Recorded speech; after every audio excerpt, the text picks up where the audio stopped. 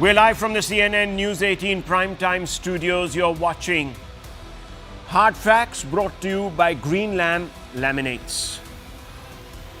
Viewers, UP Chief Minister Yogi Adityanath doesn't mince his words. In the face of massive criticism from opposition parties and so-called secular rights activists, Chief Minister Yogi has defended his government's decision to reopen locks of temples in Sambhal. Yogi has also spoken in support of reclaiming the local Jama Masjid allegedly constructed over an ancient Shiv temple.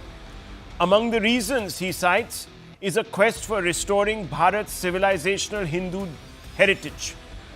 Yogi believes that Sambhal has been Islamicized systematically before and after independence with the aim of eviscerating, destroying all signs of Hindu faith.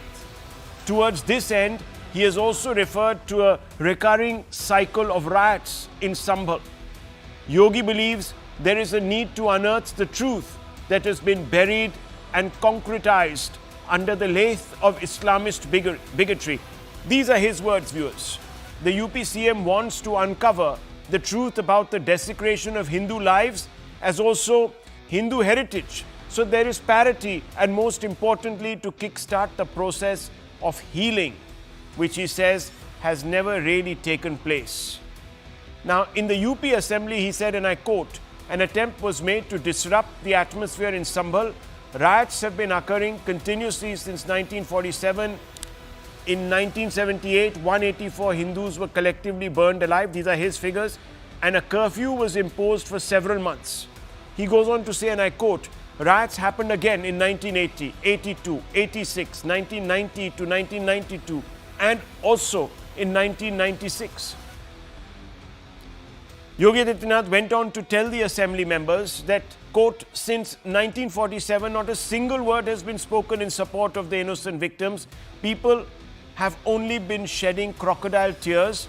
The Bajrang Bali temple in Sambhal, which is being uncovered today, was not allowed to open by these people since 1978, unquote." By these people, viewers, he means those who have Islamist proclivities.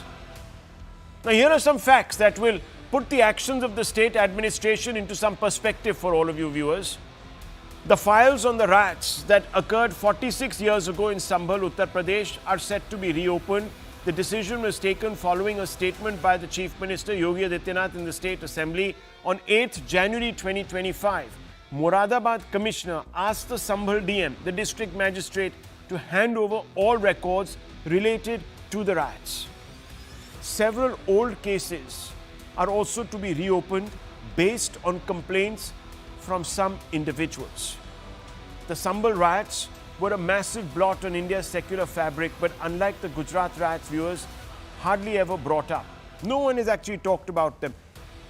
I don't even think you knew, for example, the riots were happening in repetitive cycles in Sambhal. Even journalists have been largely in the dark. Well, viewers, riot took place on the 29th of March in 1978 in Sambhal and lasted for several days. Not one, but several days. Of course, viewers, the only riots we ever talk about in our country ad nauseum are the ones that took place in Gujarat in 2002. Situation was so severe in Sambhal that a curfew was imposed in the city for 2 months. Can you imagine that? It was 2 months. Official death toll in the 1978 Sambhal riots was reported as just 24. But unofficially, locals put the number of deaths at 184. How can there be a disparity of 160 viewers in death figures? That's a point to ponder.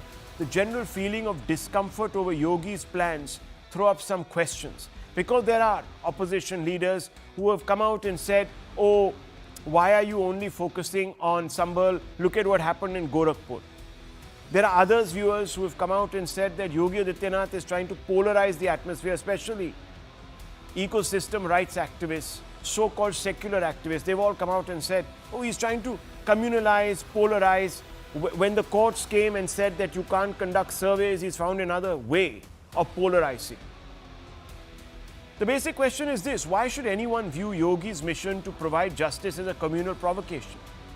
If opening old cases is a provocation, as some people are alleging, then should the decision to institute an SIT into the 1984 anti-Sikh riot cases have also been put on ice?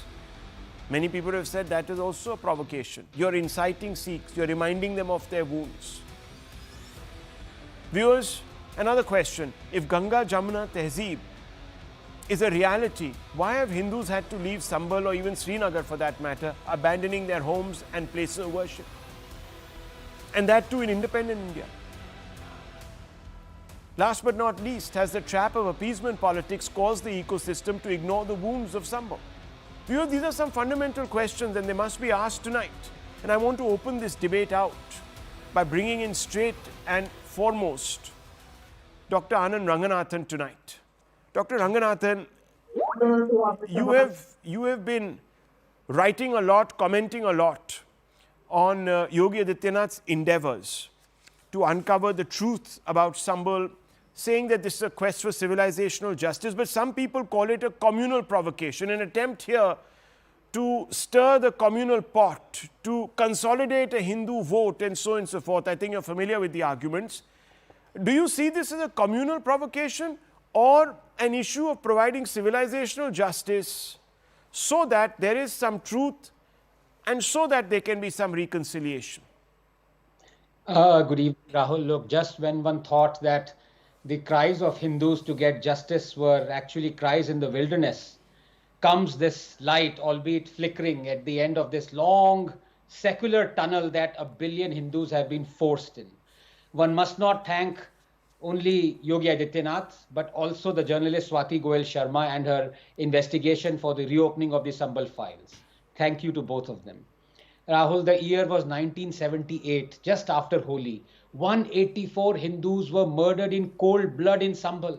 Scores were burnt alive by Muslim mobs. One Hindu, Banwari Lal, whose family talked to Swati, begged to be shot, but he was hacked to death instead by his friends.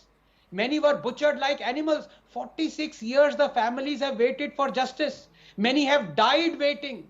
But Rahul, this is a country where one hopes for deaths to rid us of our remembrances. Wait a little longer, says the state, just a little longer.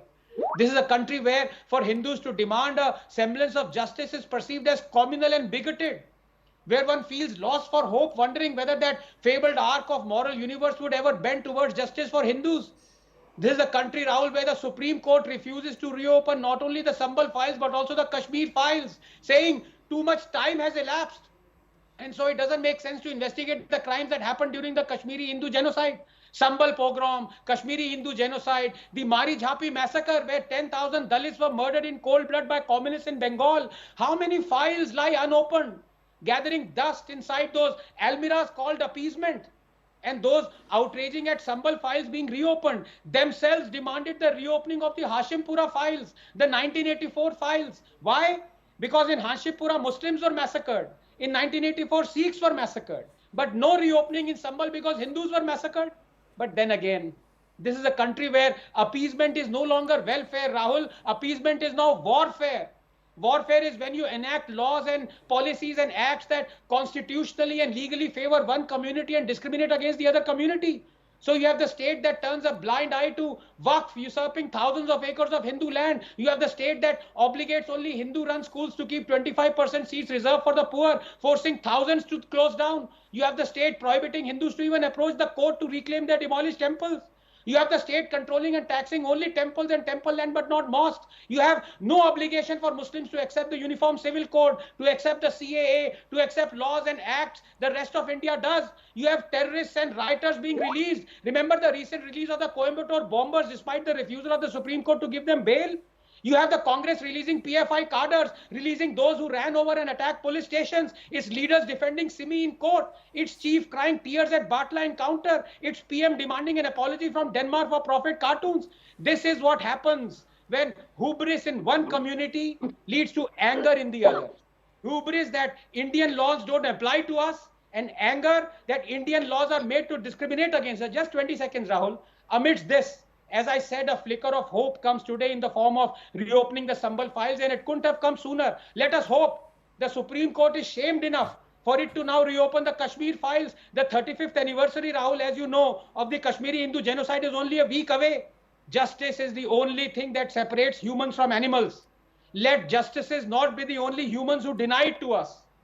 Well, viewers, that's an impassioned plea, putting into context what Yogi Adityanath is trying to do. So let me bring in Tariq Khan of the Samajwadi Party, whose party today came out and said, in fact, that we should be looking at other cases, for example, Gorakhpur, etc. Of course, open them all. No one is stopping anyone from investigating anything. But it should not be an either or situation.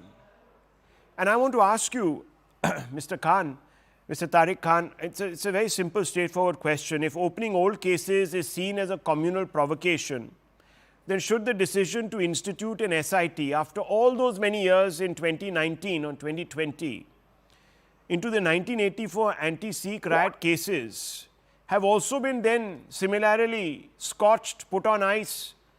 You could have said that is also a communal provocation. But no. I don't find any problem into reopening these type of thing and have your investigation as Yogi Adityanath have called. But it's important to discuss that who were in power at that time. They were BJP. Janata Party were in power, and at that time Johnson had a villain with Janata Party. So prominent leader, I am naming them, were the minister at that time and what they were doing. I just want to ask to BJP this question. Kalyan Singh was the minister in 1978. Kesarinath Tripathi, later he became a big leader of BJP, was the minister at that time. Kalyan Singh, Ram Prakash Gupta, he later became the chief minister of Uttar Pradesh.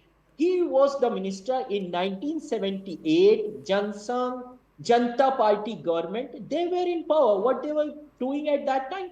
If a party find responsible at any time a riot happens. So in 1978 in UP, then Bharatiya Janata Party named Jansangh along with Janata Party were in power. So why shouldn't they be accountable for that? Why shouldn't today a question asked that you were in power and what you have been doing since last 45 years. Now, after that, Kalyan Singh have become the chief minister. What probe you have done, what inquiry you have done. Rajnath Singh was the chief minister. You have done nothing. So, the so-called Thekedars of Hindu, what they were doing since last many years, even in 1978, they were in power, more than 100 Hindus were killed and they were sleeping. They were sleeping. They were sleeping. Okay. What they have done, if they in 1978, if they have done anything, just recall me what they have done, what their leader. Okay, just a counter question, Mr. Khan, to you. Since you're talking about who was in power, this, that, the other. Yes, one second.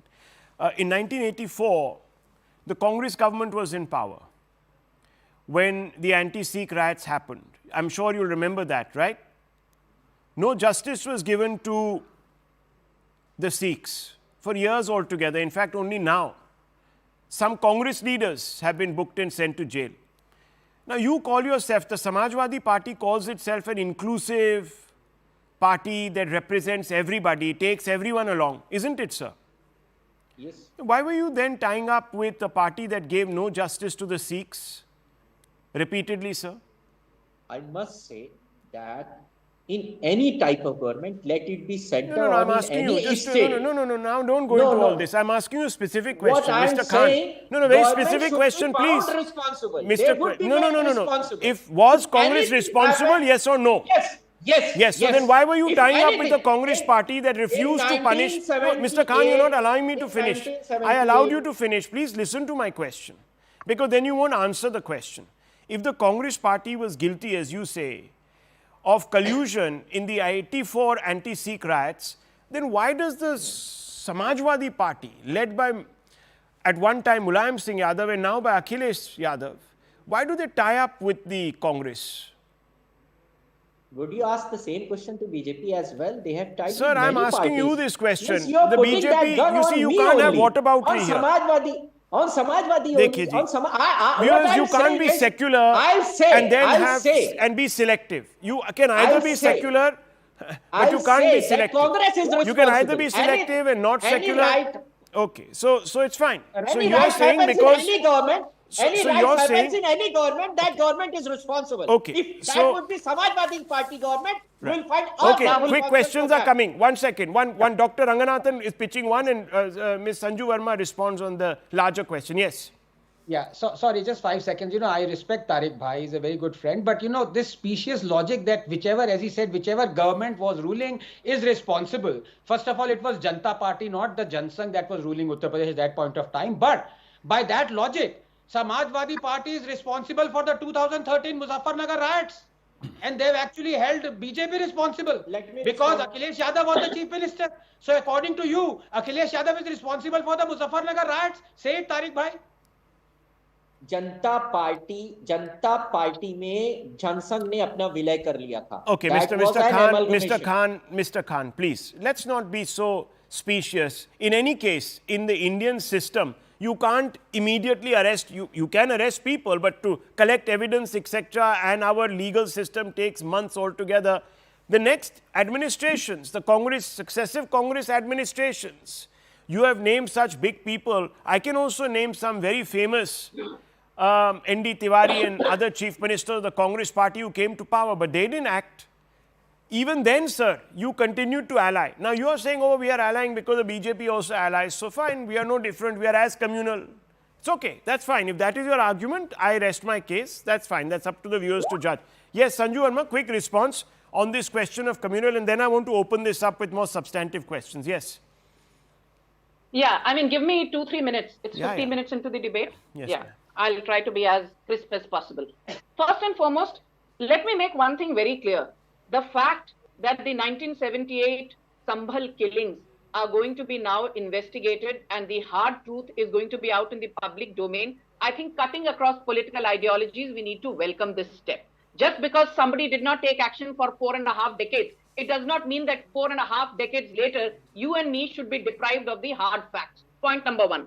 Point number two, without being offensive to the Samajwadi Party, Ram Gopal Yadav, the uncle of Akhilesh Yadav, what did he say a couple of weeks back at the peak of the Sambhal controversy? He said, "Jab jab booth lootenge, tab tab patthar chalenge." This was just 48 hours after the bypoll results came out. And you are aware that out of 9 bypoll results, the BJP won 7 with a strike rate of 78%, and the Samajwadi Party had a poor strike rate of 22%.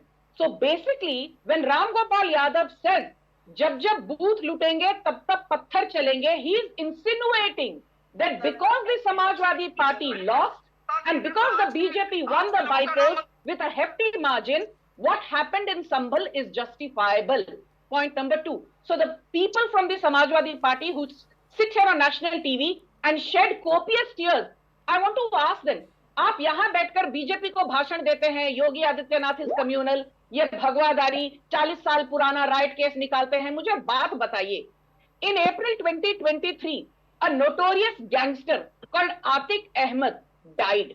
He was the member of parliament on a Samajwadi Party ticket from Phulpur way back in 1994. Why is it that your leader Akhilesh Yadav failed to condemn Atiq Ahmed when Mukhtar Ansari died in March 2024? Akhilesh Yadav had the audacity to say that it's a state killing. Okay. Whereas the post-mortem said that he died of natural reasons. So मेरा ये कहना है कि आप लोग, you're always on the other side of the fence. You're standing in solidarity with the rioters. You're standing in solidarity with the aggressors and the perpetrators, but you sit here and demand accountability of the Bharatiya Janata Party. You spoke about Kalyan Singh. Kalyan Singh is a man जिन्होंने कुर्सी छोड़ दी, सत्ता छोड़ दी अपनी ideology के लिए, और आपके मुलायम सिंह यादव ने निहत्थे कार सेवकों पर गोली चलाई थी. Do you remember 1990 what Mulayam Singh Yadav did? 12 से ज्यादा कार सेवक शहीद हो गए. आज तक आपके अखिलेश यादव ने उन कार सेवकों की मौत पर शोक तक प्रकट नहीं किया, और आप यहां बैठकर बीजेपी को दिन दिहाड़े भाषण देते हैं नैतिकता का. 10 seconds more, 1 minute. Anand Ranganathan mentioned a very interesting point just in 20 seconds. Do you remember the date? 16th December 2024. What happened that day? There's a man called S.A. Basha, accused of the Coimbatore killings wherein 58 people died. There was a janaza in Tamil Nadu in the honor of S.A. Basha and all these so-called seculars of Samajwadi Party and Congress. ये S.A. Basha के जनाजा पर आप लोग तालियां बजा रहे थे. Okay. He is a great man. Let's stick to this point. शहीद है. Selective, viewers, selective. Secularly selective they are. That's the charge basically at the Samajwadi Party. And I want to ask you, sir, are you selectively secular, as Sanju Verma is saying, because you are scared of losing your vote bank? The MY, the Y is the Yadav, M is the Muslim vote bank. And you know that Sambhal is Muslim majority, isn't it, sir? That's the reason why you're scared of any action being taken against any of those who are guilty for these riots. We have been contesting in many states. No, I'm asking you, sir. Forget about the other states. I'm talking about this particular state. We have seats. I'm responding to your question. You have to give me time. Means we have seats, and not only MY is voting for us, and all irrespective of religion and caste, people are voting for Samajwadi Party. That's why we have seats in Uttar Pradesh. That's why. You calculate what is the percentage of M and Y, and then you calculate how many seats and how many votes we have in Lok Sabha elections. So, how many years have you been out of power in Uttar Pradesh? More than 7.5 years. Almost more than 7 years. ऐसा क्यों, sir? ऐसा क्यों means people are giving a mandate. That's the problem, viewers, because the majority has realized that Tariq Khan's party only actually speaks for a minority. That's why. They can't carry everyone along. They have won one particular bunch of seats. They have become. No. What Mr. Anchor, I'm leaving. This is not fair. You have to give me time. Please respond. I thought you had stopped. If you have called me, don't do this. You have given more than 3 minutes. I asked you, why are you losing? I have asked her about 1978 BJP government. In more than 3 minute speech, not a single second on that era. That Dr. Ranganathan asked you, are you responsible for Muzaffarnagar? Every Are you responsible for Muzaffarnagar?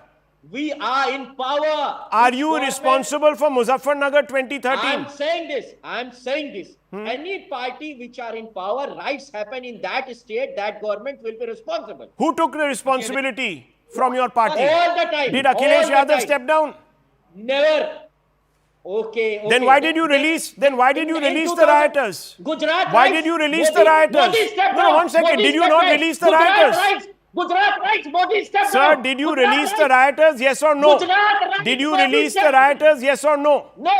Did you release the rioters? Yes or no? Modi stepped down. जब गुजरात में दंगा हुआ, Modi stepped down हुए. Viewers, here's the problem. Here is the absolute problem. They say, yes, we are responsible. But no one takes responsibility. Modi never said he was responsible. Modi never said he was responsible for Gujarat. Modi never said it. Show me one statement where he said I was responsible for Gujarat riots. The fundamental fact, viewers, is this. Anyhow, let me bring in Shahid Ali Saab also. Let's open this up. Let's ask some deeper questions. Sir, if there is a Ganga Jamuni Tehzib in this country, and if it is a reality, why have the Hindus had to leave Sambhal, which was and continues to be Muslim majority from 1978, or Srinagar, abandoning their homes and their place of worship? Why, sir? Both are Muslim majority provinces. From both these places, Hindus have had to leave. Why is it, sir, if there's Ganga Jamuni Tehzib? It's a network. In fact, there is network issue. Yes, sir, I know. Network always has an issue when I ask the tough question. So I want to ask you, क्या हुआ Shahid Saab? Can you hear me now? Okay, he seems to have blanked me out there. We're going to try and restore you, sir, to your former glory so you can hear clearly. But I want to ask Dr. Ranganathan this question. If there is, and then I'll bring in Shahid Ali, I also bring in Mr. Khan. I want to ask you this. You heard the question. Ganga Jamuna Tehzib, this, that, the other, great, okay. Is the onus only on one community, that is the majority community? In the minority community strongholds, Hindus leave. Like in Sambhal, they had to leave. Absolutely, Rahul. There is no such thing as Ganga Jamuna Tehzib. Ganga Jamuna बोल के गंगा भी ले ली और यमुना भी. That is a fact. As Pushpender Kulkarni said, भाईचारा करते रहते हो, पता लगाओ भाई कौन है, चारा कौन है. This is the problem. If Ganga Jamuna Tehzib existed, then wouldn't the Muslims have unilaterally given away all the discriminatory things that they were taking advantage of? For example, the Waqf Act. For example, would they not have allowed the abrogation of Places of Worship Act? Would they have said that, look, only the temples are under control in a secular state, we will also allow mosques to be under control? So many things have happened that the Muslims have given to them by the so-called secular virtue signalers, starting from Mahatma Gandhi, Mohandas Gandhi, that it is now a force of habit, this Ganga Jamuna Tehzib. But Ganga Jamuna Tehzib, as I said, translates into hubris for one community and discrimination against the other community. That is what it is. So, Shahid Ali, as I asked you, can you hear me now? 1 second, Shahid Yes, Ali is sir. back. I can hear you, sir. I can hear you, sir. Ganga Jamuni Tehzib, if it is a reality, why have Hindus had to leave Sambhal or Srinagar, abandoning their homes and places of worship? Both these areas, Sambhal or Srinagar, have a majority population of Muslims. Why is it, sir? Who says that the people or Hindu people have left Sambhal and Srinagar? Still, they are the people belonging to Hindu religion. Sir, and I am. Yes, this is the fact. This is the fact. You may say anything while on television. You may say anything while on television. I want to answer this. In Sambhal, you may send your team, your own team. Yeah. Your own team, and they may. Have you not seen the news reports of so many people who have left? Sir, they may investigate from there. So in Srinagar, no one is left. There was no exodus. So please. Shahid Ali, was there no exodus? Please do not. Was there no exodus? News on this channel. Was there no exodus? Hindus have left. Was there no exodus in Srinagar? In 1978, in 1980, in 1984, Muslims were killed in Sambhal and Muradabad. In 1987, 1986, Muslims were killed in Meerut. In 2002, more than 3,000 Muslims were killed in Gujarat. I am asking you, sir, how is it that in Sambhal, there are abandoned temples of Hindus who have left? No, 1 second. Hindus have left localities. No, 1 second. Localities have changed hands. There have been repeat violence. And in Srinagar, are you denying that there was an exodus? Sir, India is watching you, sir. Please. I'm asking you, Mr. Ali. Please answer. They're also watching you. So I'm asking you, was there no exodus in Srinagar? I have already replied. So you said there's no. I can't have a debate, viewers, if someone wants to be so obstinate about the facts. The first time Hindus have been living peacefully. Their places of worship are not only in existence as on date. They are very much over there. Okay, so viewers, if there is Ganga Jamuni Tehzib in this country and it is so well entrenched, why do we keep hearing a certain section of the ecosystem that constantly says that Muslim khatre mein hai? There is Islamophobia in this country? There is something wrong. Either one side is right or the other side is right. Okay, Ms. Verma, could you respond, please? Yes. Rahul, I will just endorse what you said with hard facts. And, I think your audience needs to listen to this. Uttar Pradesh became a state in 1950, around 75 years back. And I have some data with me that as recently as even 1970, barely 55 years back, undivided Sambhal. Because remember, Sambhal became a full-fledged district only in 2011. That's right. Undivided Sambhal in 1970, barely 5.5 decades back, had Hindu population which was 54%, 54.7%. And guess today what is the status? The status today is that the Muslim population is 77.67%. Yeah. Hindus are 22%. 22. Christianity is 0.12%. Yes. Sikhism is 0.06%. 6% and Buddhism 0.03%. 0.03%. Yeah. And Jainism 0.02%. Yes. The limited point I'm making is that in less than 5.5 decades, which is not a long period of time, the entire demography of a district changes dramatically from 54.7% Hindus, they are down to 22%. And these guys on national TV from the other side still say land jihad, demographic jihad, Sanju Verma, population jihad. falsity of her statement is apparent from the mere fact. Once you say Sambhal came into being in 2011. Shahid Ali, you're a Holocaust denier. What can I say to you? You're a Holocaust denier. In Srinagar, you have denied that there was a Holocaust and there was an exodus. Now, what can I say? Okay, Shahid Ali, we can't have a conversation if you're not willing to even accept the bare minimum. Forget it, sir. I rest my case, sir. You are absolutely right. No. You are giving data of 1950.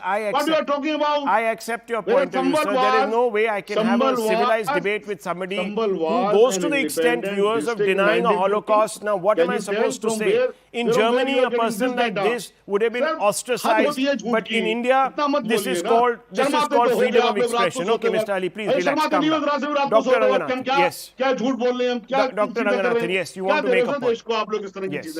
Yes. Yes. Shahid Sahab, please wait. एक second, Shahid Sahab. I respect Shahid Sahab. He's very erudite. I just want to ask a very simple question to him, if he permits me. He's a very reasonable man, advocate as well. Shahid Sahab, was Hassan Nasrallah a terrorist? ये कौन है साहब Hasan Nasrallah मैं नहीं जानता. ठीक है. The point is, viewers. मैं नहीं जानता. The point is, yes, because you see, now 1 second, आप बड़े अच्छी तरह उनको जानते हैं. जब ये हसन नसरल्लाह के लिए यहाँ पर कई लोगों ने एजिटेशन की, आप थे इस शो पे और आपने जस्टिफाई किया था. नहीं, आप forget it. जानते हैं कि नहीं? Viewers, forget it. याकूब मेमन को जानते हैं कि नहीं?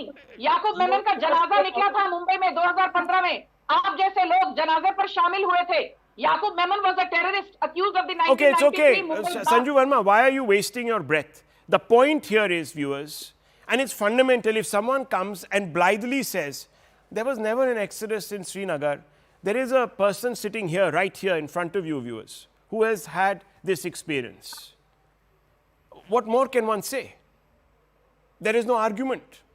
That's the end of the debate. There is no debate, actually. Let's move on, viewers, because quite clearly certain people are rattled by the truth. And they will